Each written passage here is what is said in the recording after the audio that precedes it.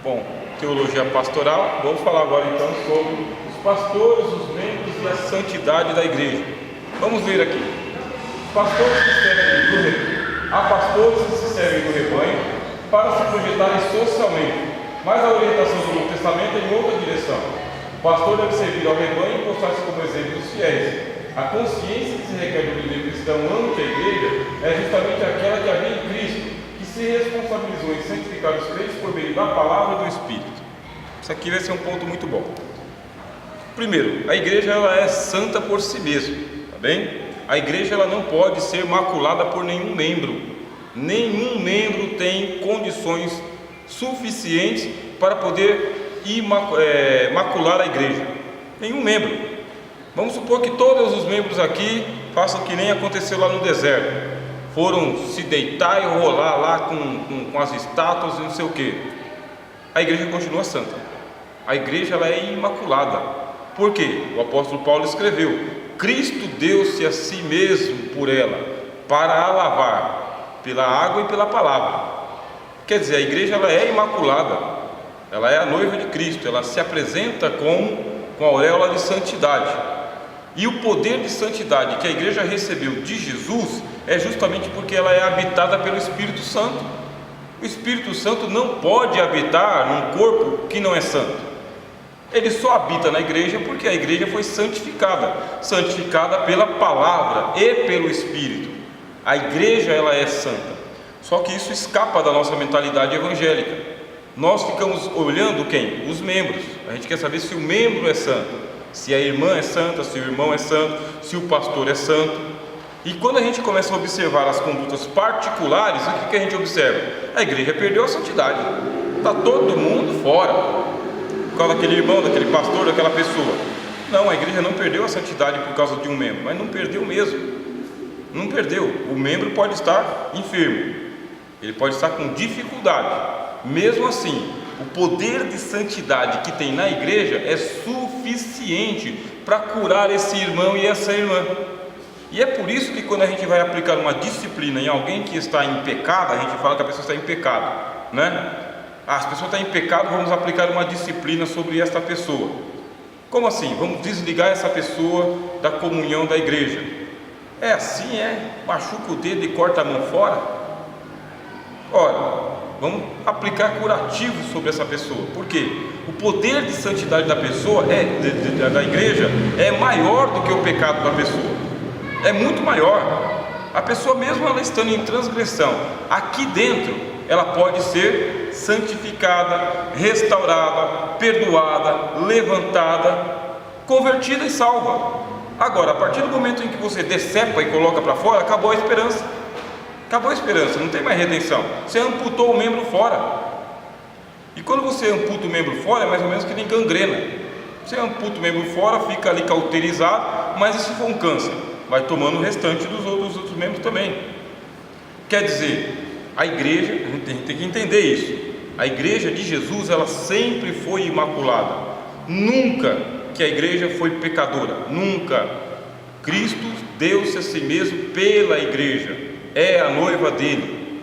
É essa que ele vai ressuscitar dos mortos. É essa que ele vai levar para o céu. Aonde que está isso? O apóstolo Paulo escreveu aos Gálatas dizendo o quê? A Jerusalém que é de cima é sobre todos. Ela é a nossa mãe. Ela é a noiva de Cristo. O que é a Jerusalém celestial? É a igreja glorificada, irmãos. A igreja glorificada, ela é a Jerusalém celestial. Quem disse isso? O autor aos Hebreus. E é por isso que eu sempre peço para os irmãos, por mais que vocês estudem teologia e ouçam pregações, sejam vocês mesmos leitores da Bíblia. Vai lá e leia a Bíblia. Você pode confiar e desconfiar do professor de vocês, mas quando você chegar na Bíblia, aí você vai conferir o certo e o não certo. Então lá no autor aos Hebreus está escrito assim, vocês não chegaram ao Monte Sinai do Antigo Testamento, vocês chegaram ao Monte Sião, a Jerusalém celestial, aos muitos milhares de anjos, aos primogênitos cujos nomes estão escritos nos céus, aos espíritos dos santos aperfeiçoados, e a Jesus Cristo, que é mediador de uma melhor aliança, porque o seu sangue fala melhor do que o sangue de Abel. Capítulo 12 de Hebreus. Você já chegou na Jerusalém celestial. Não é que você vai chegar, você já chegou, você já recebeu as insígnias de Cristo. O apóstolo Paulo escreveu aos Coríntios o seguinte: olha, Cristo foi feito para nós justiça, santidade, sabedoria. Quer dizer que nós já estamos santificados, justificados e temos sabedoria. Na carta aos Colossenses, o apóstolo Paulo fala que nós estamos assentados nas regiões celestiais em Cristo Jesus. Já estamos assentados ali. O nosso nome já está escrito no livro da vida. Nós já estamos salvos. Quer dizer que nós já recebemos a santidade. A igreja é santa, irmãos, e ela é santa na sua totalidade. Escrevendo aos Romanos, o apóstolo Paulo falou o seguinte: se a raiz é santa, os ramos também são. Vocês entenderam? Quem é a raiz da igreja? É Cristo. Cristo é a raiz da igreja. E os ramos? Olha, eu sou a videira verdadeira, meu pai é o lavrador e vocês são as varas. Quer dizer, se a raiz é santa, se o caule é santo, os ramos também são santos. Então a igreja, ela possui uma santidade que é dela, não é do membro. Eu não posso chegar aqui e santificar a igreja, tá? Hoje eu vou santificar a igreja, vou colocar todo mundo de jejum, tá? Todo mundo venha de saia no pé, de camisa de gola, tá? De coque na cabeça, todo mundo venha de burca, irmão de terno, gravata com... Eu não posso fazer isso. Ninguém pode santificar a igreja. Não é prerrogativa do membro santificar a igreja. Da mesma maneira como não é prerrogativa da tua mão dar saúde para o seu corpo. Sua mão é saudável porque ela está ligada no corpo. Então eu vou lá, me alimento, nutrientes dos alimentos vai para o sistema sanguíneo, do sistema sanguíneo vem para a minha mão. Ó, minha mão está sã porque está no corpo são. Se em algum momento a minha mão ficar doente, aí o corpo ele vai produzir o que? Anticorpos. Para quê? Para restaurar a minha mão, porque a mão ficou doente. E se o meu corpo não tratar da minha mão, aí a doença vai tomando conta do braço, vai se estendendo, as veias vão entupindo, aí o sangue venenoso vai para o coração e o coração para. Vocês entenderam qual que é a lógica da santidade da igreja? A igreja tem saúde para todos os membros, irmãos. Isso aqui a gente tem que mudar imediatamente. Você imagina uma pessoa que vai no hospital porque ela está doente, sofrendo um infarto. Está sofrendo um infarto. Chega lá, ela tem que passar pela triagem. Nem vai para a enfermaria, tem que passar pela triagem. Pressão, né? Medir a pressão da pessoa, febre, triagem. A pessoa está tendo um infarto. Aí chega lá, fica lá esperando socorro. E o médico não vem, o enfermeiro não vem, a maca não vem e morre lá do lado de fora. É o que está acontecendo com a igreja.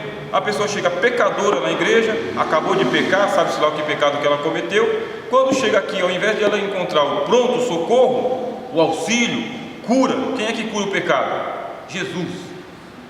É Jesus que cura o pecado, e só Jesus. Só Ele é o que tem sangue para purificar a igreja do pecado. Só Ele. Só que ao invés de o pregador, o pastor, o pregador pregar Cristo que cura o pecado, o que ele faz? Ele coloca normas e regras. Não faça isso, não faça aquilo, você é isso, você é aquilo. Quer dizer, fica fazendo triagem com a pessoa, fica tirando a pressão da pessoa, febre da pessoa, dando uma cadeira de roda para ela, deixa ela morrer, ao invés de aplicar os méritos de Cristo. Isso é teologia pesada, irmãos, que eu estou passando para vocês. Isso é teologia pesadíssima.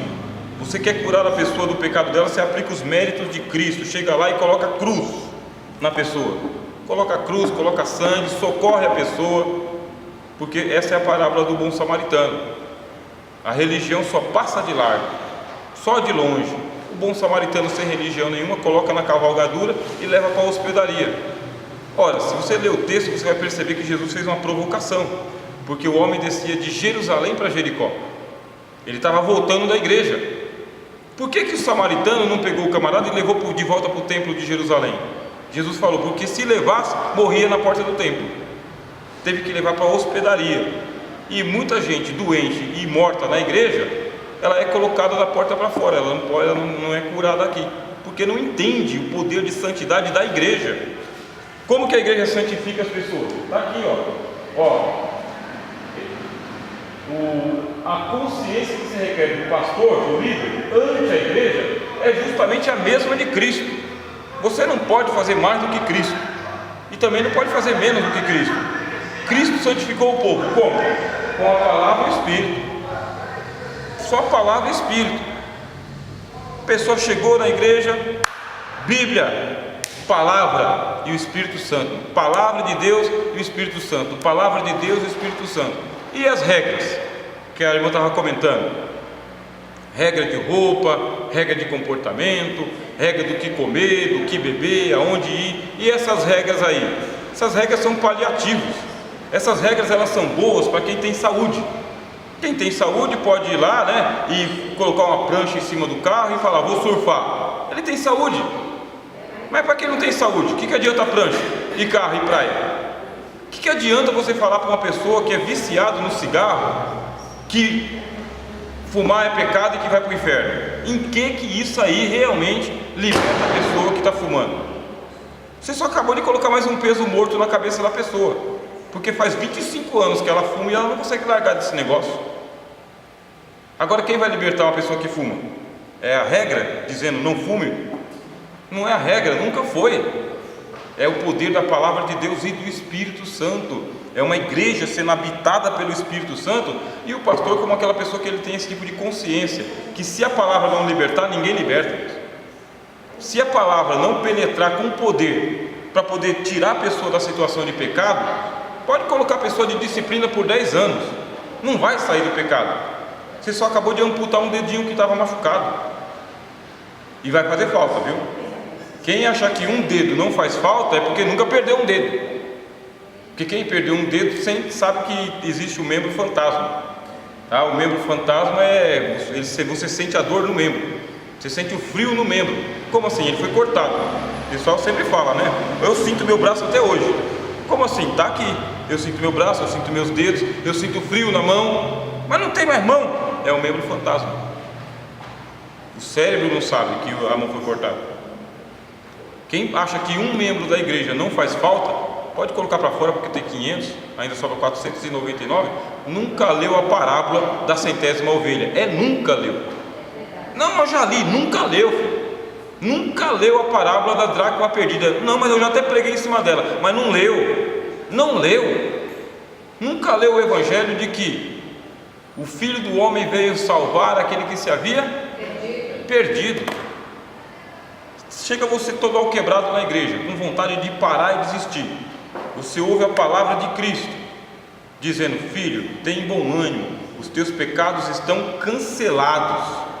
Vai, a tua fé te salvou. Você volta para a vida. Você volta para a vida, você volta com vontade de viver, de agarrar o Evangelho, de viver o Evangelho. Agora, quando você chega lá e fala o seguinte, o que você veio buscar aqui? O que você veio buscar aqui? Por que você não ficou? Quer desviar? Desvia de vez. Puxa, é igual os pais antigos, né? Pegavam as filhas que engravidavam e colocavam para a porta de fora, né? Da porta para fora, né? Ô, sua vagabunda, você engravidou, agora vai cuidar do seu filho lá fora. Aí ela pegava o filho, colocava no orfanato ou entregava para alguém e ia para a prostituição. Ué, resolveu o problema de quem? Não resolveu. Colocou uma criança no mundo para sofrer e a outra que foi para a prostituição. Eu não estou dizendo que as mães elas devem abraçar, achar normal, natural, comum. Só que não é colocando para fora. Não é, sabe, colocando regras sobre as pessoas que a igreja vai ser santificada. A igreja só é santificada pela palavra e pelo Espírito. Só os dois podem santificar a igreja. Por que as igrejas colocam muitas regras? Qual que é a lógica, irmãos? As igrejas colocam muitas regras porque não tem nem palavra de Deus e nem poder do Espírito Santo. É simples a lógica. É simples. Por que não tem mais o Espírito Santo na igreja? Porque está todo mundo em pecado. Não é isso, irmãos. Não é isso. Por que não tem mais Espírito Santo na igreja? Não é porque está todo mundo em pecado. É por causa que não foi tratado com o Espírito Santo, não foi tratado com a palavra. Colocaram regras, normas, regulamentos, estatutos, costumes, tradições, tudo no lugar do Espírito e da palavra. Coloca a palavra Espírito para ver se não vai ter batismo no Espírito Santo, conversão de almas, cura divina, restauração, casa cheia. Servir ao Senhor com alegria está muito difícil em algumas igrejas, muito difícil em algumas igrejas. Por quê? Porque o pessoal não leu a palavra de Deus dizendo: misericórdia eu quero e não sacrifício. Porque se vocês tivessem lido a Bíblia, Jesus que falou: vocês nunca condenariam os inocentes, nunca. Não significa que você está abraçando o pecado, tá bem? Que você está transformando a igreja porta larga. O pessoal agride muito, né? Igreja porta larga. Simplesmente você entendeu o seguinte: que se o Espírito e a palavra não santificar, não tem o que fazer. Não tem o que fazer. Você vai ter uma igreja que nem o tanque de Betesda, né? Milhares e milhares de doentes, mas não tem poder de Deus. Quer dizer, igreja com um monte de gente carecendo da palavra de Deus, mas não tem. Por quê? Porque tem regra: não faça isso, não faça aquilo, não faça aquilo, isso é pecado, aquilo é proibido, isso aqui vai levar para o inferno. Cadê servir ao Senhor com alegria? Como que você vai servir ao Senhor com alegria se as pessoas dizem que o que você está passando é porque você merece, porque você é pecador? Mas é lógico que você é pecador, graças a Deus. Por quê? Porque Ele veio para você, Ele veio para o pecador mesmo. Os justos não precisam de arrependimento, os sãos não precisam de médico. Entendeu essa parte? A igreja é santa, a igreja é a casa de misericórdia, a igreja é o lugar onde a pessoa entra no estado que ela está, e a igreja, quando ela sai santificada. Quando ela sai das portas para fora, ela sai perdoada, ela sai restaurada, ela sai para vencer a vida. Aí ela vai lá e enfrenta um monte de problema. Não é que ela tropeçou e caiu de novo, enfrenta os problemas. Se ela sabe que quando ela voltar, a igreja pode restaurá-la, ela volta. Mas se ela souber que a igreja vai acabar com ela, aí ela não volta. E se volta, veste uma capa de hipocrisia, que nem a senhora estava falando, que aqui é uma coisa e lá fora é normal, é natural. Porque quando a gente é lá fora de um jeito e aqui dentro a gente é de outro, lá fora é que a gente é natural daquele jeito, é natural. Ah, significa que a gente pode vir seminu para a igreja? Lógico que não. Não pode ir seminu para lugar nenhum. Para o tribunal de justiça não pode ir, para o trabalho não pode ir, para a escola não pode ir, para a igreja não pode ir, para uma festa familiar não pode ir. Agora, não significa que você foi para a praia também, você tem que ir de terno e gravata. Você tem que aprender a liberdade que Deus te dá e usar a liberdade com sabedoria, sem peso, sem culpa, sem tristeza. Um monte de crente triste, com sentimento de culpa, sentimento de derrota. Por quê? Porque não tem palavra, palavra de Deus e o Espírito Santo, que é aquele que comprova que a palavra é de Deus. A gente vai para o próximo ponto, eu vou deixar vocês falarem um pouquinho.